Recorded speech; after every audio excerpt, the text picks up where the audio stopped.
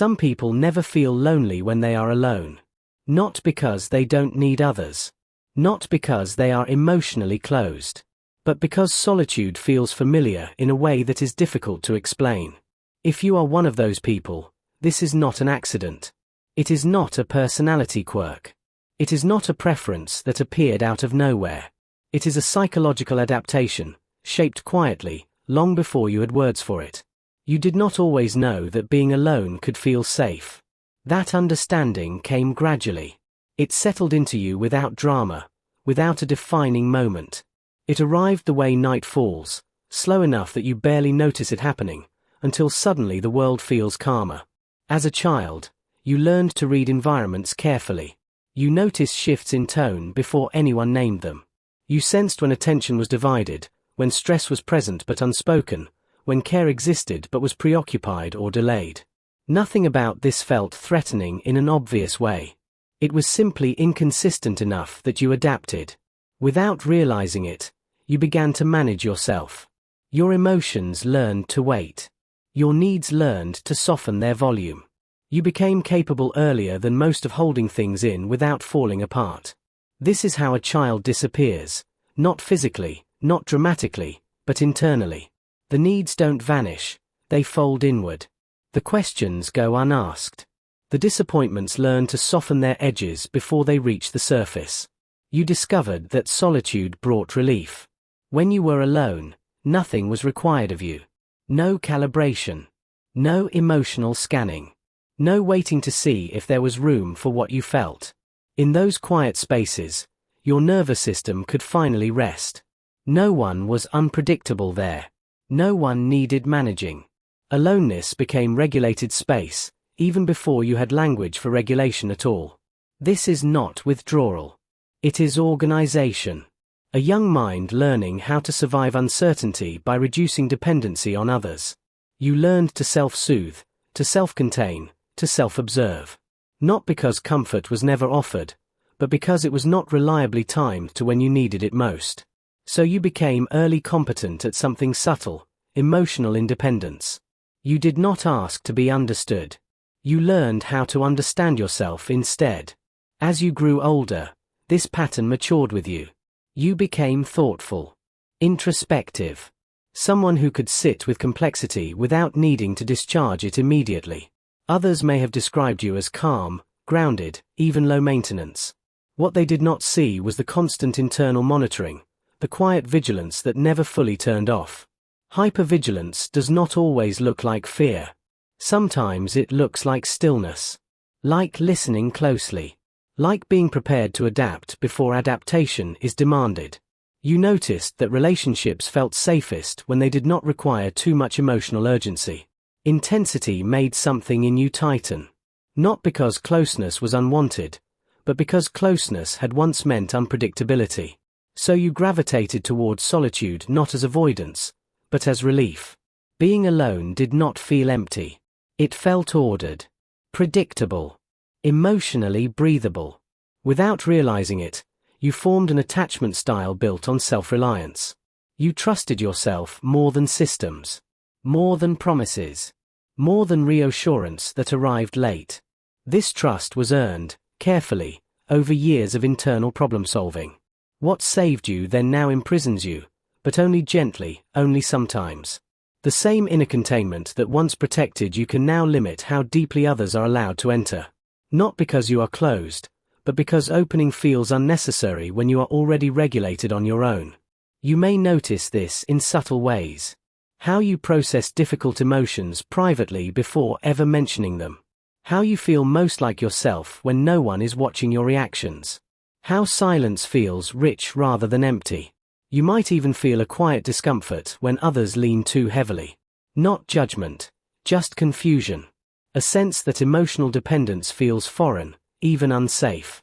Because somewhere deep inside, you learned that needing less was the most reliable way to stay balanced. This is not emotional coldness. It is an adaptation shaped by early experiences where autonomy felt safer than attachment.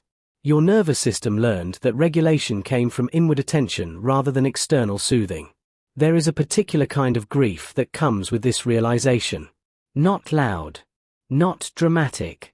Just a soft recognition that you learn to be alone before you learn to be held. And yet, there is meaning here too. Depth. Capacity. A rare ability to sit with inner worlds without fleeing from them. You are comfortable in psychological spaces that others avoid. You know how to stay. This is often how healing happens for people like you. Not through confrontation. Not through emotional release that demands witnesses. But through a gradual reorganization of safety. Your system learns, slowly, that being alone no longer has to mean holding everything together. That solitude can be more than regulation. It can be rest. You may sense moments where your body settles in ways it didn't before. Your shoulders drop without you noticing. Your breath deepens on its own. These are not breakthroughs. They are permissions. Because your nervous system has always been intelligent. It does not need convincing. It only responds to consistency. And consistency, for you, has always come from within. There is a quiet strength in that history. Not the kind that resists vulnerability, but the kind that knows how to remain present when nothing external is holding the structure. You are someone who learned to stay. Stay with confusion. Stay with longing. Stay with thoughts that did not have immediate answers. While others looked outward for grounding, you learned to cultivate it internally. This gave you depth. It also gave you limits. Not limitations in character, but boundaries shaped by experience. You learned how close felt too close. How much was too much. Where safety tipped into exposure. None of this was conscious. It was felt. Encoded in the body long before it could be articulated. So when others describe solitude as loneliness, something in you feels quietly confused. Because your experience has been different. Aloneness was where you could finally stop monitoring. Where you did not have to anticipate shifts in mood or emotional availability. Where nothing unexpected would be asked of you. This is why you may feel most like yourself in the quiet hours. Late at night. Early in the morning. Moments when the world feels less demanding. There, your thoughts move freely. Your emotions take their natural shape. Nothing has to be edited. And perhaps now, understanding this, you feel less need to defend your preference for solitude. Less need to explain it away as introversion or independence. Those words never fully captured it anyway. It was never about liking or disliking people. It was about safety. When safety was inconsistent, you internalized it. You became the stable presence you could rely on.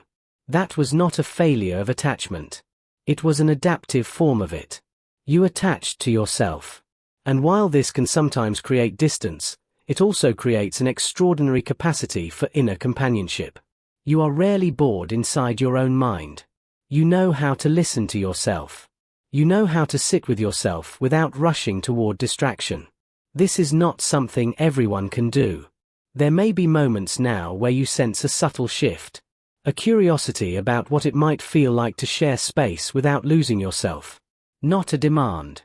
Just a gentle wondering. That curiosity does not require action. It is simply a sign that your system recognizes it has more options than it once did. Because safety no longer has to be absolute. It no longer has to come only from within. It can remain there, and still allow room for something else. Not because you need it, but because you are no longer guarding against its absence. And if nothing changes externally, that is fine too. Your solitude is not a placeholder. It is a legitimate way of being in the world. What matters is that you now understand it. That you no longer mistake it for distance, or flaw, or emotional limitation. It was a solution. A thoughtful one. A quiet one.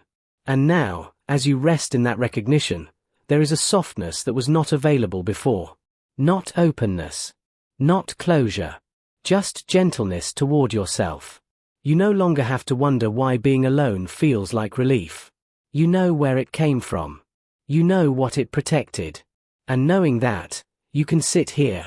In the quiet. In your own company. Without needing it to mean anything more than it already does. Safe. Familiar. Enough.